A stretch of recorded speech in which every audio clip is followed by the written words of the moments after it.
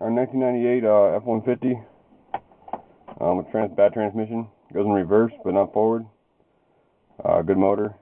I believe the motor was put in 150,000 miles, 120,000 miles, something like that. Brand new. From Ford.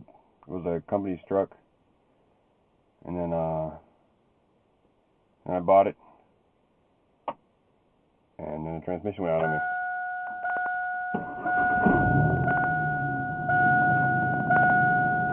Neutral.